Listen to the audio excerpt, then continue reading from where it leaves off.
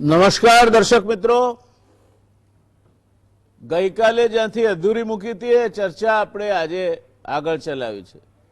એ જ નિષ્ણાતોની પેનલ છે, પણ મુદ્દા અલગ છે. પણ એ ચર્ચા પર આવીએ તે પહેલા કેટલીક પ્રાથમિક વાતો તમારી સામે મૂકવી છે. ચીન માટે ડ્રેગન શબ્દ વપરાય છે અને આ અજગર એ ભલભલાને ગળી જાય છે અને ગળ્યા પછી ભરડો લે છે, એટલે જે કંઈ ભક્ષ્ય હોય એનું એ એના પેટમાં ટુકડે ટુકડા થઈ જાય. આ ડ્રેગનની અજગરની પ્રકૃતિ છે. શરૂઆત કરવી છે વિશ્વયુદ્ધ 2 વખતના ચલચિત્રોની પાયાની વાતથી. વિશ્વયુદ્ધ 2માં એક અમેરિકન જનરલ બહુ કાબેલ જનરલ તરીકે પ્રખ્યાત થઈ ગયા, જેના ઉપર ચલચિત્ર બન્યું છે. નામ છે એનું પેટન. અને એનો કર્ટન રેઝર એટલે શરૂઆતનો જે સંવાદ છે એ સંવાદ પેટનના શબ્દોમાં છે, એના અવાજમાં છે. અને સંવાદ એવું કે છે કે no bloody bastard can win the war by dying for his country. A bloody bastard can win the war by making others to die for his country. કોઈ બેવકૂફ પોતાના દેશ માટે બલિદાન થવાથી યુદ્ધ જીતી શકતો નથી અથવા પોતાના દેશની સેવા કરી શકતો નથી. એણે એ માટે સામા પક્ષમાંથી બલિદાન અપાય તે જોવું પડે છે. આવો એનો ભાવાર્થ થાય. બીજો પ્રસંગ છે નોર્મન્ડી બીચ બેટલ. એમાં જર્મનીના દળો બરાબર કબજો કરીને બેઠા છે અને એલાઇડ ફોર્સિસ માટે આ જે લડાઈ છે તે બહુ અગત્યની લડાઈ હોય છે. પણ એ લોકો ત્યાં એમ્ફિબિયન ફોર્સિસ ઉતારે તે પહેલા કેટલાક અખતરા કરે છે. ડમી પૂતળા બનાવીને એને એરડ્રોપ કરે છે, હવામાંથી ફેંકે છે. અને આ લોકો અને પેરાટ્રુપર સમજીને જ્યારે પહોંચે છે તપાસ કરવા, ત્યારે આ ડમી પેરાટ્રુપર્સ અથવા પૂતળા જોઈને જર્મન સૈનિકો એકદમ મશ્કરી કરે છે, લાઇટર મૂડમાં કોમેન્ટ્સ કરે છે. પણ ત્યારે એમનો વડો એમને કહે છે કે in A war nothing happens without a reason. યુદ્ધમાં કોઈ પણ બનાવ બને તેની પાછળ કોઈ ચોક્કસ કારણ હોય છે. કારણ વગર યુદ્ધમાં કોઈ બનાવ બનતો નથી. આજે ચીન આપણી સરહદે અંદર ધસી આવ્યું છે. એણે શસ્ત્ર સરંજામો ભેગા કર્યા છે, સૈનિકો મૂક્યા છે, ખાંડા ખખડાવવાની ભાષામાં એ વાત કરે છે. જો કે એના જે રાજદૂત છે એ એમ કે છે કે આ પ્રશ્નનો શાંતિથી ઉકેલ આવી જશે, આપણે એવું ઈચ્છીએ કે આવી જાય. પણ તો પછી ચીન અંદર આવ્યું શું કરવા? નથિંગ હેપન્સ વિધાઉટ એ રીઝન. શું કારણ હોઈ શકે? આજે ચર્ચા કરવી છે ચીને ભારતની આજુબાજુ જે અજગર ભરડો લીધો છે. આમ તો એના માટેનું નામ બહુ સરસ વપરાયું છે, સ્ટ્રિંગ ઓફ પર્લ્સ, મોતીનો હાર. આ મોતીનો હાર નહીં, મોતનો હાર બને તે પ્રકારનો ભરડો ચીને ભારતની આજુબાજુ લીધો છે. એની ટૂંકમાં વાત શરૂ કરીને આપણે ચર્ચા શરૂ કરીશું. અને આપણા જે દર્શક મિત્રો છે આ ખ્યાલ રાખે કે જ્યારે આપણે ચીન સામે ખાંડા ખખડાવીએ છીએ, આકલા પ્રકારા કરીએ છીએ, કારણ કે આપણા ત્યાં ઘરે બેઠા બેઠા ચેલેન્જો ફેંકવાની પ્રથા બહુ વ્યાપક રીતે વિસ્તરેલી છે. ત્યારે આ સ્ટ્રિંગ ઓફ પર્લ્સ એટલે ભારતની આજુબાજુની ગળાચીપ શું છે? તો ચીન પોતાના જમીનથી સુદાન સુધી હિન્દ મહાસાગર અને દરિયાનો જે ક્ષેત્ર આવે છે એના ઉપર પોતાનું પ્રભુત્વ જમાવવા માટે કેટલાક પગલાં ક્યારનુંય લઈ ચૂક્યું છે. એમાં આપણે શરૂઆત કરીએ ચીન અને પાકિસ્તાન.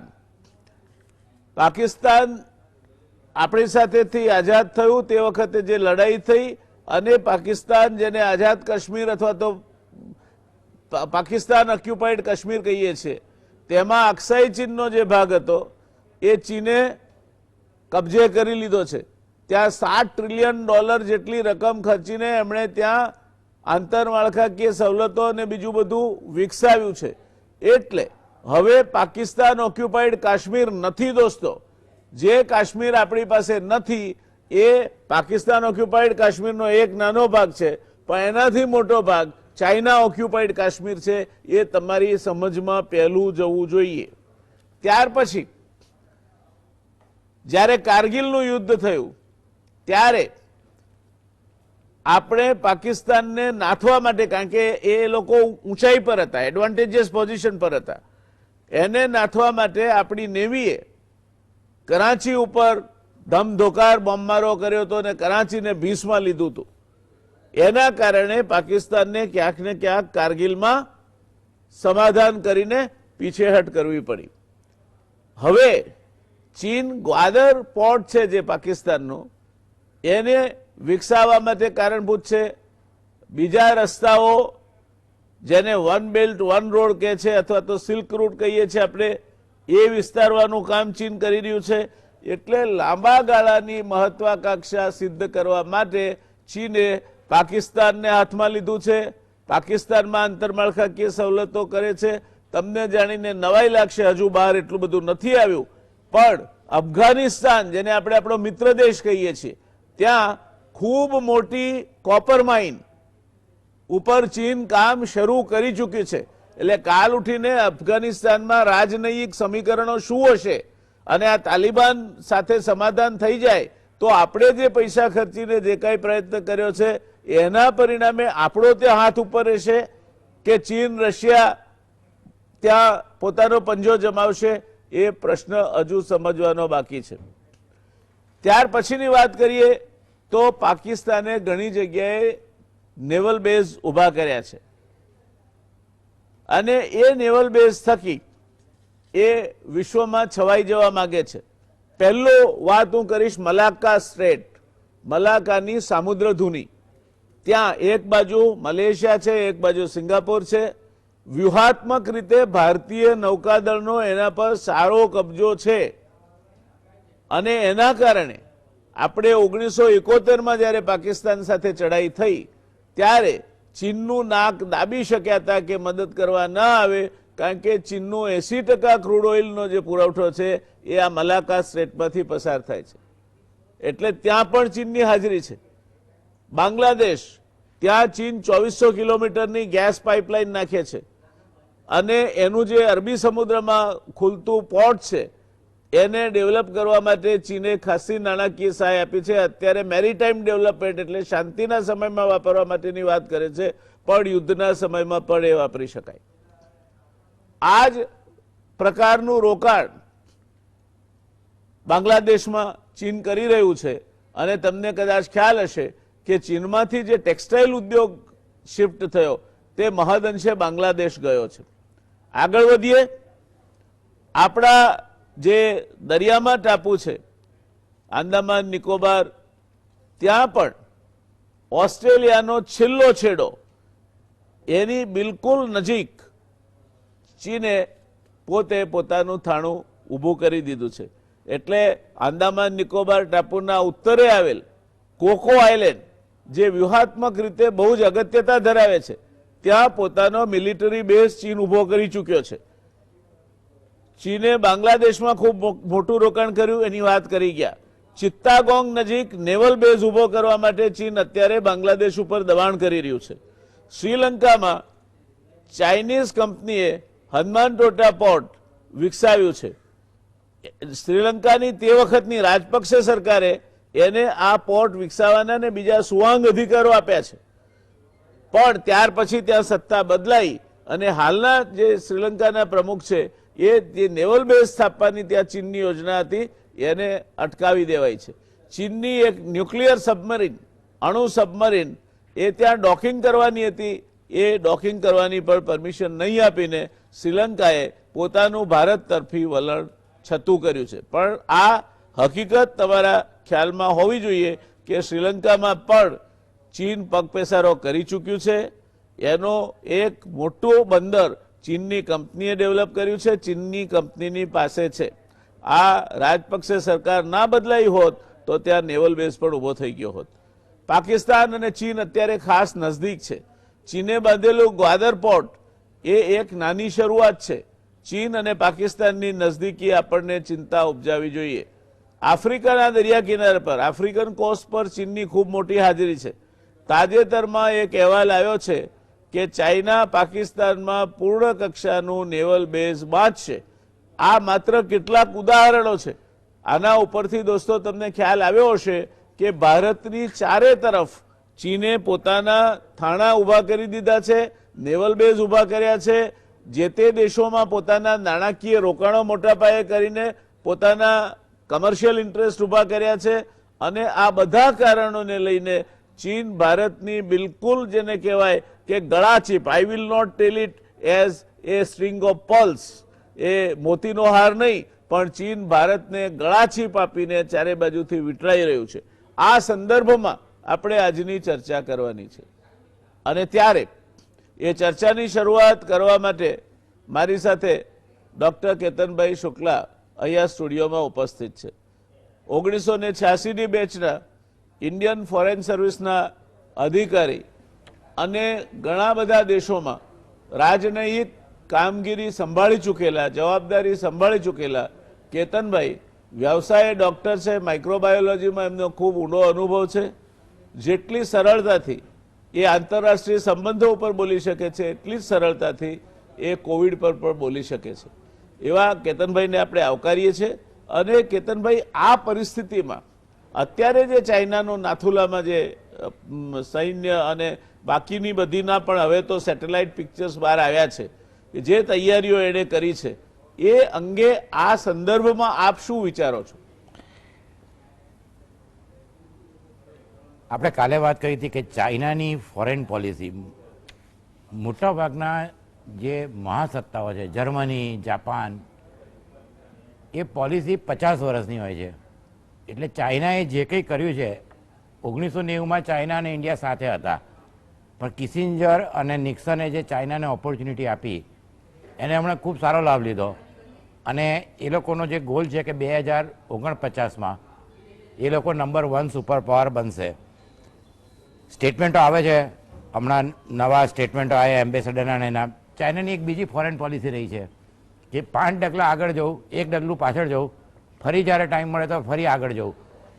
એટલે આ જે પર્લ ઓફ સ્ટ્રિંગ છે એને ફંદો કહેવાય. ફંદો ગુજરાતીમાં આપણે આજે ટાઇટલ બહુ સારું આપ્યું છે.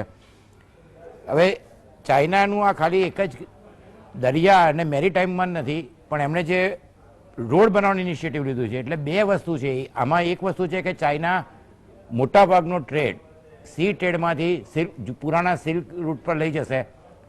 હમણાં એમણે એક ટ્રાયલ કર્યો હતો ચાઇનાથી પ્રાગ સુધી 18 દિવસમાં એ લોકોએ ટ્રાન્સપોર્ટ ટ્રેન એક ટ્રાયલ કર્યો હતો અને એ સક્સેસફુલ રહ્યો હતો. એટલે ચાઇનાએ જે આખું આ સાઉથ ચાઇના સી અને પર્લ ઓફ સ્ટ્રિંગ કર્યું છે એ એક બહુ મોટી લોંગ ટર્મ પોલિસી છે. અને એની અંદર સૌથી મોટું છે ઇન્ડિયન ઓશન રીવ. એટલે એમનો પર્પઝ છે નેવલ, મિલિટરી અને કોમર્શિયલ ફેસિલિટી બનાવી. એમાં જે મોટા મોટા દરિયામાં મેજર પોઈન્ટ છે એને ચોક કરી શકે. દાખલા તરીકે strait of Malacca, strait of Hormuz, strait of Mandeb and Lombok strait. આને માટે ચાઇનાએ પાકિસ્તાનમાં, જયરાણભાઈ એ બહુ ડિટેલમાં બતાવ્યું એટલે એના વિશે વાત કરવાની નથી, પણ ચાઇનાએ પાકિસ્તાનમાં $60 બિલિયન સુધીનું ઇન્વેસ્ટમેન્ટ કરવાની વાત કરી છે. એની અંદર ખાલી સ્ટ્રેટેજિક નહીં પણ ટ્રાન્સપોર્ટ, એનર્જી, 4500 મેગાવોટ, ગદાર પોર્ટ અને હસન અબ્દલથી ચાઇનીઝ બોર્ડર સુધીનો કારાકોરમ હાઈવે. ત્યાંથી આગળ જાઓ તેમણે બિલ્ટ રોડ ઇનિશિયેટિવમાં સેન્ટ્રલ એશિયામાં ચાઇનાનો સારો હોલ છે. શાંઘાઈ કોર્પોરેશનમાં ચાઇના પાર્ટનર છે. રશિયાને એમણે $400 બિલિયન ઓઇલનો કોન્ટ્રાક્ટ કર્યો છે. સેન્ટ્રલ એશિયામાં થઈને પછી આગળ એ લોકો તુર્કી, અને તુર્કી એક યુરોપ અને એશિયા વચ્ચેનું એક બહુ મહત્વનું એ છે. એટલે ચાઇનાએ ખાલી એક બે જગ્યાએ જ આ નથી કર્યું, એમણે ટોટલ 38 કન્ટ્રી અને 30 ઇન્ટરનેશનલ ઓર્ગેનાઇઝેશન સાથે આ project belt and road initiative sign કર્યો છે. એની અંદર એશિયા, આફ્રિકા અને યુરોપ એ બધાનો સમાવેશ થાય છે. એટલે આ જે પ્રોજેક્ટ જનરલી કોઈ પણ પોલિસી હોવી હોય એ પ્રેગ્મેટિક, પ્રેક્ટિકલ અને એનું સ્પીડી ઇમ્પ્લિમેન્ટેશન હોવું જોઈએ. અને આ ત્રણેય વસ્તુ ચાઇનાના કોઈ પણ પ્રોજેક્ટમાં જોવા મળશે. ચાઇનાએ આફ્રિકામાં, સૌથી પહેલાં આપણે આફ્રિકા જોઈએ કારણ કે એ જનરલી બહુ ડિસ્કસ નથી થતું. એમણે નેવલ બેઝ હોર્ન ઓફ આફ્રિકામાં બનાવ્યો છે. જીબુતીની અંદર એમનો મિલિટરી બેઝ તૈયાર થઈ ગયો છે. જીબુતીથી ઇથોપિયા સુધીનો એમણે 400 કિલોમીટર અડીસ આબાવે જીબુતી વોટર પાઇપલાઇન અને રેલવે બનાવી દીધી છે. ઇજિપ્તની અંદર નવી એડમિનિસ્ટ્રેટિવ કેપિટલ બનાવે છે. ઇથોપિયામાં 750 કિલોમીટરની રેલવે લાઇન બનાવી છે. મોઝામ્બિકમાં માપુટો કાટામ્બે બ્રિજ બનાવ્યો છે. આફ્રિકાની અંદર ચાઇનાનું ટોટલ ઇન્વેસ્ટમેન્ટ મેકિન્ઝીના રિપોર્ટ પ્રમાણે 10,000 ચાઇનીઝ કંપની કામ કરી રહી છે અને $60 બિલિયન સુધીનું નેક્સ્ટ 10 વર્ષમાં ઇન્વેસ્ટમેન્ટ કરવા માગે છે. આપણા સંબંધો ઈસ્ટ આફ્રિકા જોડે ઘણા સારા હતા, કેન્યા, યુગાન્ડા અને Tanzania. મોમ્બાસા Nairobi railway line ચાઇનાએ standard ગેજમાં બનાવી છે. બાગામાયો પોર્ટ એ ચાઇના ટાન્ઝાનિયામાં ડેવલપ કરી રહ્યું છે. ઇથોપિયામાં 750 કિલોમીટરની રેલવે બનાવી છે. એટલે આમાં આપણે જોઈએ તો ચાઇનાએ આફ્રિકાની અંદર પણ કે જે આપણું વર્ષોથી એમના મોટાભાગના નેતાઓ એમની ઇન્ડિપેન્ડન્ટ સ્ટ્રગલ દરેક જણે ઇન્ડિયાની હેલ્પ લીધી હતી અને ઇન્ડિયામાં નહેરુ કે એ પછીના બધા નેતાઓએ ખૂબ જ સારી રીતે એમને હેલ્પ કરી હતી. કેન્યામાં હું 2009માં હતો ત્યારે પાર્લામેન્ટના અડધા મેમ્બર ઓફ પાર્લામેન્ટ ઇન્ડિયામાં ભણેલા હતા, કે એમના સગા કે એમની વાઈફ કે એમના છોકરા ઇન્ડિયામાં ભણેલા હતા. એટલે 50% પાર્લામેન્ટ મેમ્બર ભારતમાં ભણેલા હતા. એટલે ચાઇનાનું ધ્યાન આફ્રિકા પર વધારે છે કારણ કે natural resources rare earth metal છે. એટલે આફ્રિકામાં એ લોકોએ નેવલ બેઝ બનાવી દીધો છે. અને હવે આપણે નેબરિંગ કન્ટ્રીમાં જોઈએ તો સૌથી પહેલાં આવશે પાકિસ્તાન, જે જયનારાયણભાઈએ બહુ ડિટેલમાં કહ્યું. બાંગ્લાદેશ, બાંગ્લાદેશમાં આપણા સંબંધો ઘણા સારા છે, પણ ચિત્તાગોંગમાં ચાઇનાનું પુષ્કળ પ્રેશર છે. એ સાથે એક નવું પોર્ટ પ્યારા પણ ડેવલપ કરવા માટે ઘણા વખતથી એમણે બાંગ્લાદેશને પ્રપોઝલ આપેલી છે. બાંગ્લાદેશની ગેસ ઇન્ડસ્ટ્રીમાં એ લોકોનું $4 બિલિયન ઇન્વેસ્ટમેન્ટ છે. ટેક્સટાઇલ ઇન્ડસ્ટ્રીમાં અત્યારે બાંગ્લાદેશનું GDP 8% છે. એનું મોટાભાગનું કારણ ચાઇના છે. એમને સ્પેશિયલ કન્સેશન આપેલા છે. એટલે આપણે જોઈએ તો બાંગ્લાદેશમાં આપણા સંબંધ પણ સારા છે, ચાઇનાના પણ સારા છે. Next country Myanmar. મ્યાનમારમાં અગેન આપણા અને ચાઇના બંનેના સંબંધો સારા છે. અને એ જે મ્યાનમારમાં પણ ચાઇનાનું બહુ એમને ફાયદો થયો કે જે નવા નેતા આવ્યા તો આખી દુનિયામાં હોવાપો થયો, એમાં ચાઇના એ લોકોને સારી હેલ્પ કરી. ચાઇનાની એક બહુ સિમ્પલ પોલિસી છે અને એ આખી દુનિયામાં એટલે જે ચાણક્યએ કહ્યું હતું કે સામ, દામ, દંડ અને ભેદ. જીઓ પોલિટિક્સમાં ક્યારે પણ મોરાલિટી જોવામાં નથી આવતી. કોઈ કાયમી મિત્ર નથી, કોઈ કાયમી દુશ્મન નથી. ચાઇનાએ ક્યારેય આવી રીતે મોરાલિટી રાખીને કોઈ પણ સંબંધોમાં એમણે ક્યારેય કોઈ છોચ નથી અનુભવી. એટલે મ્યાનમાર સાથે આજના દિવસમાં એમના સંબંધો ઘણા સારા છે. મ્યાનમારમાં ચાઇનાનું ઇન્વેસ્ટમેન્ટ ઘણું સારું છે. ત્યાં આગળ એ લોકો રોડ બનાવી રહ્યા છે, લાઓસમાં રોડ બનાવી રહ્યા છે. એટલે મ્યાનમારમાં એમણે 2017માં 3 MOU સાઇન કર્યા અને ઇકોનોમિક કોરિડોર બનાવી. સૌથી અગત્યનું એ છે કે એક કાયા કપ્યુ પોર્ટ છે, ડીપ સી પોર્ટ, એની અંદર ચાઇના હવે $1.3 બિલિયન ઇન્વેસ્ટમેન્ટ કરવાનું છે. સ્ટ્રેટેજિક ઇમ્પોર્ટન્સ ઇન્ડિયા માટે એટલા માટે છે કે આપણા વિશાખાપટ્ટનમમાં આપણે સબમરીનનો બેઝ છે. એટલે આ જે મ્યાનમારનો પોર્ટ છે એનું મહત્ત્વ આગળ જતાં ખૂબ જ રહેશે. શ્રીલંકામાં રાજકીય પરિવર્તન થયું છે, પણ રાજકીય પરિવર્તન આપણે એક પાર્ટી આવે અને બીજી પાર્ટી જાય. હવે હમ્બનટોટા પોર્ટમાં એ લોકોને 10,000 હેક્ટર જમીન પણ મળી ગઈ છે અને નવી સરકારે એમ નથી કહ્યું કે અમે આ પોર્ટ પાછું લેવાના છે કે આ કોન્ટ્રાક્ટ કેન્સલ કરીશું. પોર્ટ ડેવલપ થઈ રહ્યું છે. 10,000 હેક્ટર જમીન ચાઇના પાસે છે. અને આ એક ચાઇનાની પોલિસી એક બીજી આફ્રિકામાં અને આખી દુનિયામાં ક્રિટિસાઇઝ છે કે ડેટ ટ્રેપ ડિપ્લોમસી. એટલે એમણે દરેક કન્ટ્રીને પૈસા છૂટથી આપ્યા છે, પણ સામે એમણે એટલા જ પ્રોજેક્ટો કે ઇન્ફ્રાસ્ટ્રક્ચર પ્રોજેક્ટ એ ચાઇનાએ પોતે એમના ટેક ઓવર કરી લીધા છે. એટલે આપણે એમ કહી શકીએ કે પોર્ટ, એરપોર્ટ એક ઘણા મોટા ભાગના આફ્રિકન કન્ટ્રીમાં પણ એની ઓનરશીપ હવે ચાઇના પાસે છે. એટલે શ્રીલંકા, માલદીવ આપણો ફરી અગેન આપણું નસીબ ઘણું સારું હતું કે ત્યાં પ્રેસિડેન્ટ યામીન જતા રહ્યા, પણ વાલેના એરપોર્ટ ચાઇના માદરે ફ્રેન્ડશીપ અને હુલ હુકમાલ ત્યાં આગળ ચાઇના આર્ટિફિશિયલ આઇલેન્ડ બનાવવાની કોશિશ કરી રહી છે અને મારાવ આઇલેન્ડ આટોલ માલદીવમાં અત્યારે આપણે એમને હેલિકોપ્ટર આપ્યા છે, આપણે એમને બોટ્સ આપી છે, પણ ત્યાં પણ ચાઇનાના જે જૂના કોન્ટ્રાક્ટ છે એમાંથી કોઈ પણ કોન્ટ્રાક્ટ કેન્સલ થયો નથી. એટલે આપણે આમ જોવા જઈએ તો નાનું જોવા જઈએ તો મ્યાનમાર, બાંગ્લાદેશ, પાકિસ્તાન, માલદીવ, શ્રીલંકા અને નેપાળ, એટલે આમ જોઈએ તો ચારે બાજુથી ચાઇનાએ એમનું પ્રભુત્વ પહેલાં 20 વર્ષ પહેલાં એવું હતું કે સાઉથ એશિયા સાર્ક ત્યાં ઇન્ડિયાનું પ્રભુત્વ રહેતું હતું અને એક આપણું સ્ફિયર હતું. ધીમે ધીમે ચાઇનાએ એ સ્ફિયરમાં એમને જ્યારે અત્યારે એક દુનિયામાં ચાઇના નંબર 2 કન્ટ્રી છે એના વિશે કોઈ મતભેદ કોઈએ રાખવો જોઈએ નહીં. તમે જ્યારે આવી મોટી પોલિસી સીમા અને રોડમાં કરવા માગતા હો ત્યારે એક મહત્ત્વની વસ્તુ છે કે તમારી પાસે તમારું કેપેબિલિટી સીમા કેટલી છે. ચાઇના પાસે અત્યારે 459 શિપ્સ અને 269 ઓક્ઝિલરી શિપ્સ છે, જેની અંદર aircraft carrier, submarine, corvette, frigate, oil tankers. એટલે ચાઇનાએ જે પ્રગતિ કરી છે એ પ્રગતિને અત્યારે દરેક જણે ધ્યાનમાં રાખવી જોઈએ, પર્ટિક્યુલરલી ભારતે, કારણ કે સાઉથ ચાઇના સીમાં અમેરિકાએ એરક્રાફ્ટ કેરિયર મોકલ્યા હતા પણ તરત જ એમને પાછા લઈ ગયા હતા કે ચાઇનાએ કહ્યું કે કોવિડ ચાલે છે ત્યારે તમે તમારા કન્ટ્રીનું ધ્યાન આપો. એક બહુ મહત્ત્વનું અત્યારે ડેવલપમેન્ટ થયું હતું કે સાઉથ ચાઇના સીમાં કોઈ પણ કન્ટ્રી ચાઇના જોડે માથાકૂટ કરવા તૈયાર નથી. ચાઇનાએ સાઉથ ચાઇના સીમાં આઇલેન્ડ બનાવ્યા છે, એમને દરેક કન્ટ્રી સાથે ડિસ્પ્યુટ છે, વિયેટનામ, ફિલિપાઇન્સ, પણ એમણે જે આર્ટિફિશિયલ આઇલેન્ડ બનાવ્યા છે ત્યાં આગળ હવે એ લોકો એરક્રાફ્ટ કેરિયર, સબમરીન અને નેવલ બેઝ બનાવવાની એમની તૈયારીઓ સંપૂર્ણ થઈ ગઈ છે. સાઉથ ચાઇના સી એક બહુ ઇન્ટરેસ્ટિંગ વસ્તુ છે, એનું નામ સાઉથ ચાઇના સી ના હોવું જોઈએ કારણ કે સાઉથ ચાઇના સી ભારતના ચોલા એમ્પાયરવાળા કંટ્રોલ કરતા હતા અને 1465 સુધી બધા જ ઇન્ડોનેશિયા, ફિલિપાઇન્સ, થાઇલેન્ડ એ હિન્દુ રાષ્ટ્ર હતા. 1465માં એ ચેન્જ થયું અને પછી એનું ધીમે ધીમે નામ જેમ આપણે ઇન્ડિયન ઓશન કહેવાય છે, હિન્દ મહાસાગર, એવી રીતે સાઉથ ચાઇના સી પણ ભારતના પ્રભુત્વમાં હતો પણ હવે અત્યારે સાઉથ ચાઇના સી તરીકે ઓળખાય છે, જે એક બહુ મહત્ત્વની વસ્તુ છે. હવે સાઉથ ચાઇના સીમાં એર અને સી બેઝ ફેસિલિટી, હાઇનાન આઇલેન્ડમાં એ લોકો એને જે પલનું એક પહેલું જે પલની સ્ટ્રિંગ હોય એનું સૌથી પહેલું મોતી તરીકે એને હાઇનાન આઇલેન્ડ ગણે છે, જે સાથે વુડી આઇલેન્ડ છે, જે પાર્સેલ આઇલેન્ડ, અને ત્યાંથી તમે સ્પાર્ટલી આઇલેન્ડને એ લોકો ઓવરસી કરી શકે છે. અને એ લોકો આખું મલાક્કા સ્ટ્રીટને બાયપાસ કરવા માટે કરા ઇસ્થમસ થાઇલેન્ડ સુધી બનાવે છે. એટલે આ જે સ્ટ્રેટેજી છે એ 10, 15, 20 વર્ષની છે. એટલે આમ જોવા જઈએ તો આપણે માટે પરિસ્થિતિ, આપણે આગળ ડિફેન્સના એક્સપર્ટ છે એમના પછી આપણે આગળ જોઈશું કે ભારતે શું પગલાં લીધા છે. એટલે આ જે છે જેમ ચાણક્યએ કહ્યું છે કે કોઈ કાયમી મિત્ર નથી, કોઈ કાયમી દુશ્મન નથી. અત્યારે ભારત માટે એક બહુ સારી પરિસ્થિતિ છે કે જેવી રીતે 1971માં નિક્સન અને કિસિંજરે અમેરિકાએ ચાઇનાને હેલ્પ કરી હતી, ભારત માટે અત્યારે પરિસ્થિતિ બહુ સાનુકૂળ છે.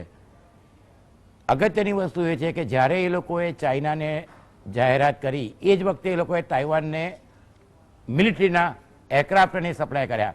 ચાઇનાએ મૌન રાખ્યું હતું. 1997માં ચાઇનીઝ એમ્બેસી પર બેલગ્રેડની અંદર અમેરિકાએ બોમ્બમાર કર્યો ત્યારે પણ એ લોકોએ શાંતિ રાખી. એટલે અત્યારે ભારત માટે પરિસ્થિતિ ઘણી સાનુકૂળ છે, પણ ચાઇનાએ જેવી રીતે 30-40 વર્ષ ઇકોનોમિક અને મિલિટરી પ્રગતિ કર્યા પછી હવે એ નવા સ્ટેપ લે છે. એટલે આ જ પરિસ્થિતિનો આપણે ખૂબ જ લાભ લઈ શકીએ છીએ, એટલે આ ફંદામાંથી છૂટી શકે છે અને ભારત પણ પોતાનું સ્થાન એસ્ટાબ્લિશ કરી શકે છે. Okay, thank you.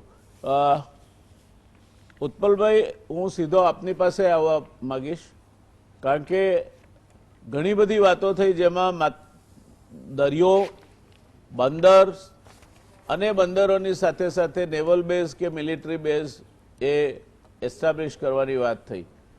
આપ નેવીમાં કોમોડોર રહી ચૂક્યા છો, આપને ખૂબ વિશાળ અનુભવ છે સ્ટ્રેટેજિક વોરફેર પ્લાનિંગનો અને ઇમ્પ્લિમેન્ટેશનનો. તો આ પરિસ્થિતિમાં આપણે જે ઉત્તરી સરહદે પરિસ્થિતિ ઊભી થઈ છે અને પર્લ ઓફ સ્ટ્રિંગની આપણે ચર્ચા કરીએ છીએ, એમાં આપનું શું માનવું છે? આપણી તાકાત ક્યાં છે અને આપણી વીકનેસ ક્યાં છે અને આપણે કરવું શું જોઈએ? આ જે ઇસ્યુ છે સ્ટ્રિંગ ઓફ પર્લ્સ નો એ ઓલરેડી ડિટેલ ની અંદર ડિસ્કસ થઈ ચુક્યો છે અને hello can you hear me હા, loud and clear. Please go ahead. Yeah I don't So- know why I'm not getting your visual, but your voice is very clear, absolutely clear. બરાબર છે. સો આની અંદર વસ્તુ એ થઈ છે કે જેમ કેતનભાઈએ કહ્યું એ પ્રમાણે ચાઇનાની policy is always based on minimum 30 to 40 years અને even if I say 50 years it will not make any difference on that. માટે over A period of time જો આની અંદર એક જો બેઝિક સ્ટ્રક્ચર લેવા જઈએ તો જે હેનરી કિસિંજર અને નિક્સન એ વખતના ટાઈમની અંદર જે કોલ્ડ વોર ચાલી રહી હતી અને that was between the two world powers અને એ અમેરિકા અને રશિયા. માટે ટુ રશિયાને એકચ્યુઅલી કટ ટુ સાઇઝ કરવા માટે America decided to lift up China and pit it against Russia. કારણ કે એ વખતે geopolitical and geostrategic interest of America was to prop up China and take care of Russia. માટે almost for about 30 years from 1990 onwards તમે જો જોવા જઈએ તો China was directly benefited by America and European countries because at that time the entire geostrategic initiative and perspective of America was with China. હવે હું એટલા માટે કહું છું કે જેમ આપણે હમણાં વિચાર્યું કે there are no permanent friends or there are no permanent enemies, there are only national objectives, national interests and national goals. So that it is to a large extent is absolutely true. And based on that, America started having in Diego Garcia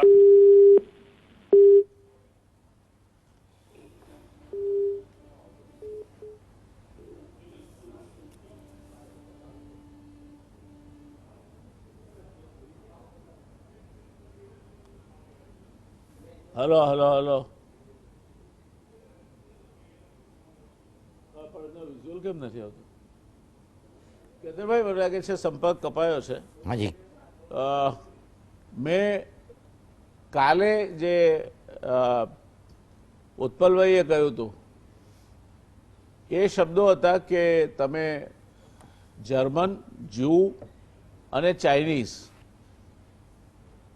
leopard અને jackal એનો વિશ્વાસ નથી કરી શકતા કારણ કે એ વિશ્વાસપાત્ર નથી હોતા અને ગમે ત્યારે તમારા પર હુમલો કરે છે. It's a matter of fact કે આજે ચીન આપણી સરહદની અંદર આવ્યું છે. ચારે બાજુથી ચીનના ક્યાંક ને ક્યાંક કાંટા આપણને વાગે છે.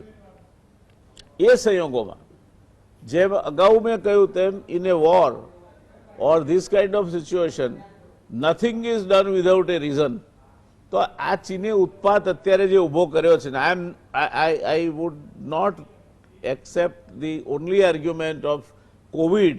ચીન એ કંઈ લોકમતનો દુનિયાની એટલી બધી જો તમા રાખીને ચાલતો હોત તો ટિનામેન સ્ક્વેર થાત જ નહીં. એટલે ચીન જે પરિસ્થિતિમાં છે અત્યારે કંઈ કોવિડના કારણે આ બધું કરે છે એવું માનવાને કોઈ કારણ નથી. તો શેના માટે એણે ભારતમાં અત્યારે આ શેના માટે મોરચો ખોલ્યો છે? શું લાગે છે આપને એનો ઉદ્દેશ શું હોઈ શકે? તમારી વાત બરાબર છે. કોવિડ એક ચીન માટે બહુ મોટી ઓપોર્ચ્યુનિટી જેવું થઈ ગયું છે. એટલે કોવિડને લીધે ચાઇના કરે છે વાત ખોટી છે, કારણ કે હોંગકોંગમાં પહેલેથી જ ચાલતું હતું અને હોંગકોંગ છે, તાઇવાન છે, ઈસ્ટ તિમોર એમને ઓટોમેટિક મળી ગયું. હવે અત્યારે હોંગકોંગમાં કે ગમે ત્યાં કોઈ પણ મોટો સુપર પાવર કહે કે તમે આ કરો તે કરો તો એ વસ્તુ ચાઇના સ્વીકારે નહીં. એટલે ચાઇનાને હોંગકોંગનું પણ ટેન્શન નથી કે તાઇવાનનું પણ પ્રોબ્લેમ નથી. એમની જે પોલિસી છે એ 2049 માટેની છે. એટલે ઝી એ ચાઇનાના બહુ ઓછા લોકોને ખબર હશે, પણ એ એમના ફાધર એક નાના ગામડામાં થયા હતા. એટલે એ બી એક બહુ ગરીબ પરિવારમાંથી જે કહેવાય ને મુશ્કેલી જોઈને આવ્યા હતા અને 7 વર્ષે એમણે સ્કૂલિંગ શરૂ કર્યું હતું. અમેરિકામાં ભણેલા છે, ખૂબ જ સારું એમનું નોલેજ છે. એટલે એ જે નીચેથી ઉપર આવ્યા છે એમણે ચાઇનામાં કરપ્શન ઓછું કર્યું છે. રિવોલ્યુશનરી મિલિટરી એફેરમાં ચાઇનાએ ઘણી સારી પ્રગતિ કરી લીધી છે. અત્યારે દુનિયામાં જે વોર થશે એમાં સૈનિકો કે બહુ ભેગા મોટા ટોળા કરવાનો કોઈ અર્થ નથી. અત્યારે દરેક કન્ટ્રી એમનું સૈન્ય બળ ઓછું કરી રહ્યું છે. ચાઇનાની ડિફેન્સ પોલિસીમાં 5 વસ્તુ છે: સી, લેન્ડ, નેવી, સ્પેસ અને સાયબર. પાંચેમાં ચાઇનાની પ્રગતિ ઘણી સારી છે. એટલે ચાઇનાની જે અત્યારે એ ખાલી આ ઇન્ડિયાને જ નહીં, એને જાપાન જોડે બી ટાપુઓ માટે આર્ગ્યુમેન્ટ થઈ રહી છે, વિયેટનામ જોડે થઈ રહી છે, ઇન્ડોનેશિયા જોડે થઈ રહી છે. અને આખો એમનો ઇનિશિયેટિવ છે એ ખાલી ટેમ્પરરી નથી. નેપાળમાં બી હમણાં હાલ પૂરતું એ લોકોએ સ્ટેટમેન્ટો પાછા ખેંચ્યા છે, પણ નેપાળ જેવો કન્ટ્રી પણ પહેલી વાર. આપણે આપણા આર્ગ્યુમેન્ટ પછી આગળ લઈ જઈશું. હાજી, હાજી. કેદારભાઈ પાછા આપણી સાથે જોડાઈ ગયા છે. તો કેદારભાઈ, straight away I am coming to you. Sorry, આજે કંઈક આપણા તકદીરમાં મને નથી લાગતું હોય ચાઇનીઝ ઇન્ફ્લુઅન્સ પ્રમાણે ચાલતું હોય, Hacking થયું. પણ ક્યાંક કંઈકનું કંઈક લોચા છે. હવે આપે આ ચર્ચા સાંભળી, પાર્ટ ઓફ ઇટ એટલીસ્ટ. આપનું શું માનવું છે, ચીન શેના માટે આ અત્યારે ઉત્પાદ કરવાનું કામ કરી રહ્યું છે? જયનારાયણભાઈ, એમાં there are couple of reasons. પહેલી વાત તો એ છે કે China is under pressure. Let's accept it. It is under pressure. એ દેખાવા નહીં દેતું હોય, પણ it is under pressure. કોરોનાને લીધે ખૂબ ધોવાણ થયું છે. યુરોપિયન દેશો, અમેરિકા અને આપણા જેવા દેશો જે ખૂબ ખાસ બોલતા નથી, પણ deep within everybody is annoyed with China. એ વાત હકીકત છે. સેકન્ડલી, એની ઇકોનોમી પણ ઇફેક્ટ થઈ છે. એની ઇકોનોમી પણ ડાઉન થઈ રહી છે. That is also the reason. અને ત્રીજું એ છે કે વિધિન ચાઇના શી જિનપિંગ પણ તમારે ઓડિયો નથી આવતો તમારું આ ભાઈ. સંભળાય છે? Most powerful leader in China, અને લોકો કહેતા હતા કે આ તો હવે લાઈફ લોંગ રહેશે. એની સ્થિતિ થોડી ડગમગી ગઈ છે. With all that, he wants to divert the attention. Audio નથી આવતો આ કેદારભાઈ બોલે છે. ચાઇનામાં એને પોતે નેશનલિસ્ટ કેદારભાઈનો audio નથી સંભળાતો. વધારવાનું કામ શરૂ કરી દીધું છે. અને ટુ ડાયવર્ટ એટેન્શન એને જે એને પોટેન્શિયલ એડવર્સરી લાગે છે પોતાના, ઓસ્ટ્રેલિયા છે, ઇન્ડોનેશિયા છે, ઇન્ડિયા છે, એ બધા દેશોને એને કંઈક ને કંઈક રીતે અનસ્ટેબલ, ડિસ્ટેબલાઇઝ કરવાનું કામ શરૂ કરી દીધું છે. આ જે છે it is just a little pin prick. એનો કોઈ આશય એવો નથી કે લડાઈ તરફ જવું કે નથી, એને પોસાય એમ કે નથી આપણને પોસાય એમ. It is a pin prick just to put you off the track. That is all the idea is. મને એવું લાગે છે in due course of time, જેમ પહેલા બન્યું છે એમ, this stand off will come to a halt and it will be only through diplomacy. It will not be through military power. Diplomacy. truth થશે અને એમ જ આનો અંત આવશે એવું મને લાગે છે. ઉત્પલભાઈ, કેટલો સમય લાગશે? I do agree with you કે આજના જમાનામાં અમેરિકા જેવો મિલિટરી પાવર પણ ક્યાંય કન્ક્લુઝિવ કોઈ યુદ્ધ જીત્યો નથી. પછી વિયેતનામ હોય કે ઇવન સ્ટેન્ડ ઓફ ક્યુબાના સમયે થયો તેવો હોય, અફઘાનિસ્તાન હોય કે ગલ્ફ કન્ટ્રીઝ હોય. એટલે અત્યારે કોઈ યુદ્ધ થકી કશી પ્રશ્નનું સોલ્યુશન લાવે એ શક્યતાઓ બહુ ઓછી છે, લગભગ નથી એમ કહીએ તો ચાલે. પણ આ ડિપ્લોમેટિક સોલ્યુશન આવશે એ બીજું સ્ટેપ. અત્યારે જેમ આપે જ ગઈકાલે કહ્યું હતું કે in this kind of a situation no country does anything without reason. What do you feel is the reason? હું આની અંદર બહુ સ્ટ્રોંગલી આવું માનું છું, અને મેં ગઈકાલે પણ કહ્યું હતું કે I would like to be proved wrong by effective logic. કારણ કે ખાલી મિયર સ્પેક્યુલેશન કરી અને સ્પેક્યુલેટિવ રીઝનિંગ ઉપર I am not ready to accept this fact. અને માટે હું એવું કહું છું કે જ્યારે આપણે મિલિટરી એનાલિસિસ કરીએ અથવા ઓપરેશન એનાલિસિસ કરીએ ત્યારે એક જ વસ્તુ બહાર આવે છે, અને એ કે અત્યારે જે જાતની સિચ્યુએશન ચાઇનાએ ક્રિએટ કરી છે એમાં it is very clear that China has put India in a little bit of position whereby at a later stage they can utilize to their advantage. Now I am giving you one theoretical scenario, and that is why you have to take this into consideration. કે અત્યારે જ્યારે આ situation ઊભી થઈ છે ત્યારે see how double speak China has done. From one side they have already come into the Indian territory by 5 kilometers, and from the other side they are saying we are friends, we believe in peace and tranquility, We believe in peace and harmony. We believe in coexistence in the region. And therefore, we must sit down and peacefully resolve this issue. Fine. Now what happens? The world powers we will definitely engage with. We will, definitely take their, advantage. And any upper pressure muki, and China will say, all right, we listen to you. We get back to our side of the LAC and we are going back because we are honoring the LAC. Now remember, this is LAC, line of actual control. It is not LOC. Even then, when there is a contradictory claim and when there is no perfect, adherence to the LAC, you still, you occupied somebody else's territory.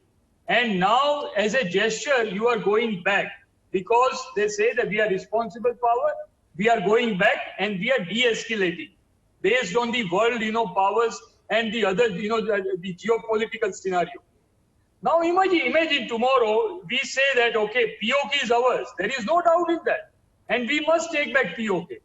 But when we want to take back POK and when we want to escalate and we try to do the same reasoning, what does the Simla agreement as well as the Lahore agreement, they dictate that LOC is inviolable. However, we decide that no, we will bypass the Lahore agreement and also the Simla agreement, and we will take back our part of the POK, that is Gilgit and Baltistan, and also China occupied Kashmir, which is in the Akasai Chin, Karakoram Highway, and the Shashkom Valley. Now, at that moment of time, what stops from China to say that juxtapose our scenario of the Northeast scenario into the Gilgit-Baltistan. And now the world powers should also put the pressure on India and get back to our side of the LOC and let go your claims on the POK. If they don't do that, then China will start niddling on the Ladakh border, Arunachal Pradesh, Sikkim, and the entire eastern border right up to Aksai Chin. Second portion, we have already said when we mean POK, it also includes COK, China occupied Kashmir. Now, if that is the case, the DOB, that is Daulat Beg, the outpost, and KM-104, this is already overlooking the Karakoram Pass. And when we are building infrastructure, the asymmetry is so much that whether we like it or not, we are almost 5 to 7 years behind China in building the infrastructure and roads. Therefore, we need to catch up. When we need to catch up, we must have an economy in our pocket. When we want to spend that kind of money, first we must, put so much of insistence on becoming strong on Indian economy, which will take some amount of time. Therefore, we all the time will be catching up with China. So there, a situation which has come that by doing this, China has off-balanced you. And they've also given a strategic signal that if you want to, destabilize Pakistan, which is our strategic ally, and imagine the third position which I would like to bring it is the Bhutan and Doklam scenario. In Bhutan, it was our strategic obligation that since Bhutan is our strategic ally, if Bhutan's sovereignty is threatened, we are duty bound to do the defensive action against in the interest of Bhutan. Therefore, we stood by Bhutan. Here, Pakistan is also strategic ally of China.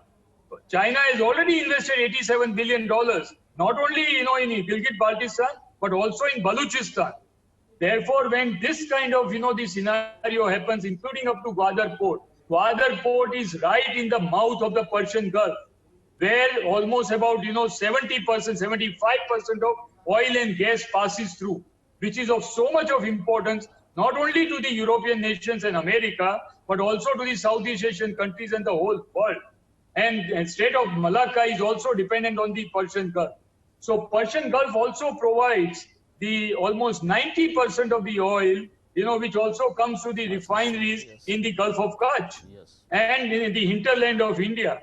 So therefore, we are, it's a very, very volatile situation. See today what has happened on the ground. China has already done the incursion. China is already sitting pretty tight. China has nothing to worry now. Now India has to take the action. Now what do? Either we request China, cajole China, we request the world powers that China must be a docile power. China must get back to their part of the LAC. China may listen, may not listen. If China does not listen, theoretically, what is the next step? Can we dislodge China by force? Are we going to start military confrontation? The answer is no, because it doesn't suit India at this moment of time to go in military confrontation. Therefore, we are in a very, very precarious situation. And China has played its card very, very well. And we must give full marks to Chinese generals and Chinese political leadership. We have to come out of this very cleverly. જ્યારે જેને કહેવાય ગુજરાતીમાં કે સાપ મરે નહીં અને લાકડી ભાંગે નહીં. અને માટે diplomacy has to play its role, because military confrontation as of now does not suit India. When asymmetry wise, militarily, politically, industrially and diplomatically, it is not suiting India at this moment of time. Can we use force? Maybe answer is no. Therefore, what are we doing at this moment of time? We are matching man to man. We are matching boot by boot. We are matching tank by tank, artillery by artillery, aircraft by aircraft, UAV by UAV, and heli drone by heli drone. But that's not that's not serving the purpose. At some stage or the other, you have to be a man. And when you try to be a man, you have to take Chinese on. Now, we have to be prepared for it. Therefore, yesterday also I said, I'm repeating it, at some stage, it's a long haul. We can continue to sit it, keep sitting eyeball to eyeball for 3 months, 6 months, 1 year, but that does not serve the purpose. It serves the purpose only when China will vacate the land, when they actually status quo ante is restored. And that is why it's a very, very sensitive and a delicate situation. Neither the diplomacy can achieve at this moment of time. It must have 100% involvement of Chinese in this. Unless Chinese are, they themselves, they are willing to come out of this, particular mess, it is not going to solve the problem. Because, make no mistake, this is not by local, the commander level, the game is being enacted. It is absolutely, it has got the blessings of the Chinese military headquarters and also the Chinese political leadership. Otherwise, China would never do that. Therefore, physics no je law che, it should never be forgotten. They have created a core. In nuclear physics, it is called nucleus. When nucleus is strong, the electrons, protons, neutrons, automatically they get attracted. But if the core is weak, the electrons and all, they get, rather than getting, attracted, they get deflected. So in many, many ways, this is a strategic move. It has got a long-term implication. It has got a regional implication. It has got a global implication. Willy-nilly, America will have to come in. But if the America comes in, we have to be very, very careful. We cannot be, જેને કહેવાય કે અમેરિકાના હાથમાં હાથા બનવાની જરૂર નથી. But we should also take advantage of US અને US ચાઇનાની અત્યારે જે disparity છે, and we should be able to use it to our advantage without offending China. I am underlining this word. At this moment of time, it does not suit India to offend China. At this moment of time, again, this underlining this word. So therefore, till the time we build economy, till the time our spine is, spinal cord has got tremendous amount of strength, till the time our knees are very strong and we can stand erect, which will take at least another 5 to 10 years, and economy is restored, we should not make any mistake in getting into the military confrontation with China. But that does not mean, then again I am saying this, that we become subservient.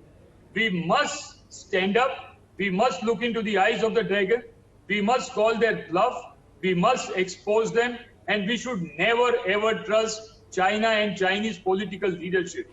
They can really, drop you like a hot potato, they can leave you high and dry, and they will always do it to meet their national objective or, or national interest. And at this moment of time, when China is emerging as a global power and they have that kind of a zeal in them, they are going to be ruthless. And therefore, with a ruthless global power, we also have to be ruthless in exercising all our instruments of foreign policy. In that, military also is one subset of it. But military cannot be the only way by dealing with China at this moment of time. Thank you. and there is no harm in utilizing, American goodwill. But we cannot be at the mercy of Americans either. I think the point is well taken, ઉત્પલભાઈ. છેલ્લી 5 minute છે આપણી પાસે અને આ ત્રણેય સજ્જનોને મારે એક પ્રશ્ન પૂછવો છે, દરેકની પાસે 2 મિનિટ છે. મારો પ્રશ્ન એવો છે, આપે જેમ કહ્યું તેમ હજુ આવનાર 5-6 વર્ષ 8 વર્ષ જ્યાં સુધી ભારતીય અર્થવ્યવસ્થા મજબૂત ના થાય, જ્યાં સુધી આપણે બિલકુલ મજબૂત ના થઈએ ત્યાં સુધી સીધી રીતે યુદ્ધ કરવું આપણને પોસાય તેમ નથી, એવી વાત આપના અભિપ્રાયમાંથી નીકળી. મારે આપને પૂછવું છે ત્રણેયને કે આ પરિસ્થિતિમાં જે પ્રકારની પરિસ્થિતિ આપણા ત્યાંથી ઊભી થાય છે, દાખલા તરીકે એર માર્શલ ભદૌરિયાએ પાકિસ્તાનને ઉદ્દેશીને કહ્યું કે અમે બાલાકોટ જેવી એર સ્ટ્રાઇક કરતા અચકાઈશું નહીં.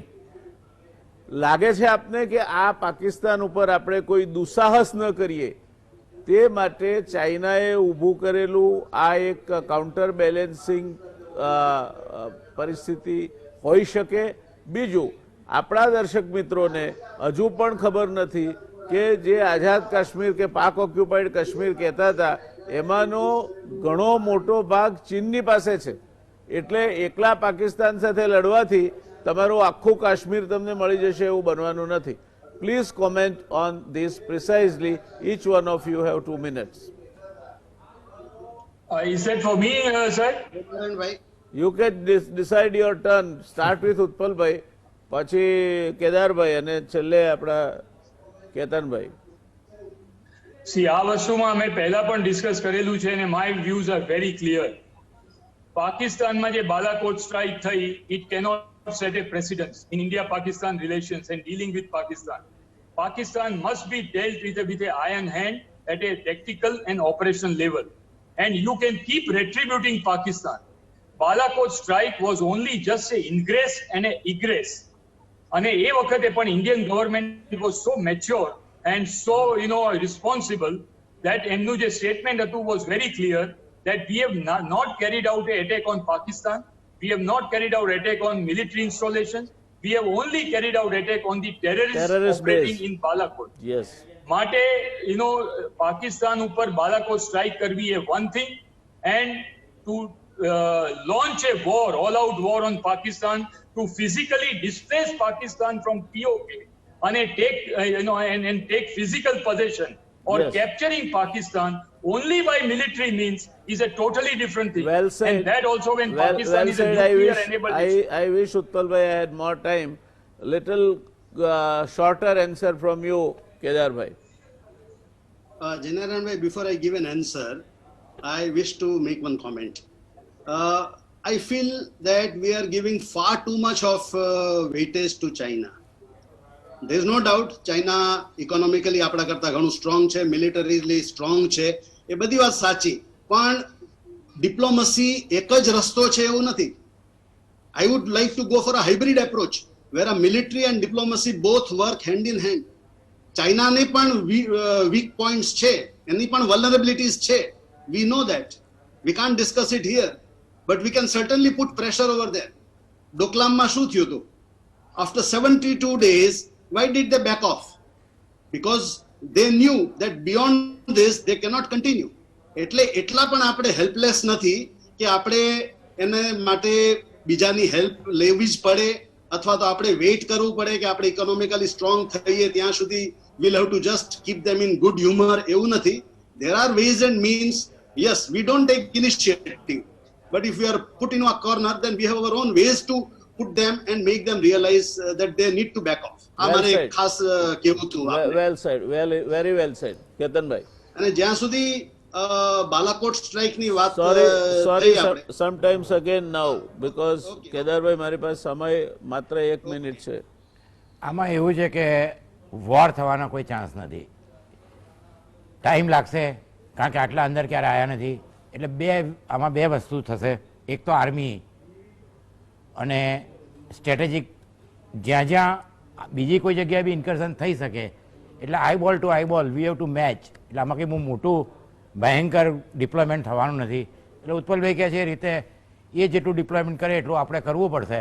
અને હવે આનાથી વધારે આગળ આવી ના શકે. એટલે એક ઇંચ જમીન ડોકલામની જેમ you have to wait and watch. ડિપ્લોમસીમાં સૌથી મહત્વની વસ્તુ અત્યારે એ છે કે આનું સોલ્યુશન અત્યારે ચાઇનીઝ પાર્ટીની નેશનલ કોન્ફરન્સ ચાલી રહી છે, એટલે ઝીના બી થોડા કમ્પલ્સન છે, પણ એની પોઝિશન જે છે એ જરાય વીક નથી. અને આપણી જે લાઇન ઓફ કંટ્રોલ છે એ ચાઇના જોડે ડિમાર્કેટ નથી, પાકિસ્તાન બાંગ્લાદેશ જોડે આપણે ક્લિયર છે.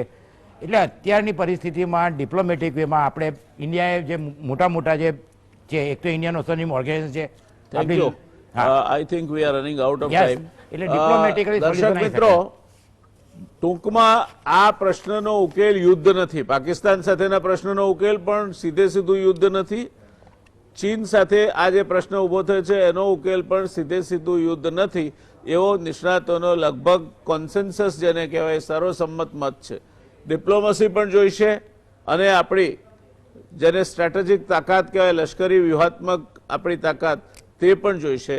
અને એ બે ભેગા કરીને સમય લાગશે. આ ચેસની રમત છે, રાતોરાત આનો ઉકેલ આવી જવાનો નથી, પણ બહુ મોટું એસ્કેલેશન થાય એવી પણ શક્યતાઓ અત્યારે દેખાતી નથી. આ સંયોગોમાં ભારત પોતાની રમત કઈ રીતે કેટલી કુશળતાથી વિશ્વ સમુદાય સાથે રમે છે, ચીન પોતાના પક્ષે હજુ જે કંઈ પત્તા કાઢવાના હોય તે બીજા કયા પત્તા કાઢે છે, પણ સરવાળે ચીન પાકિસ્તાનને મદદરૂપ થવા હંમેશા તૈયાર રહેશે, એ વાત આપણે સમજી લેવી જોઈએ. તો આજની ચર્ચા દર્શક મિત્રો અહીં જ અટકાવીશું. વળી પાછા કોઈ વખતે આ મુદ્દે ફરી ચર્ચા કરીશું. ત્રણેય નિષ્ણાતો કેતનભાઈ, કેદારભાઈ અને એર કોમોડોર નેવલ કોમોડોર ઉત્પલભાઈ, ત્રણેયનો ખૂબ ખૂબ આભાર for bringing very important insights into this discussion. આપની જે કંઈ વાતો આપે મૂકી એનાથી આ પ્રશ્નને સમજવામાં સામાન્ય માણસને પણ ખૂબ ઉપયોગી મદદ થશે. ધન્યવાદ. શુભરાત્રી દર્શક મિત્રો.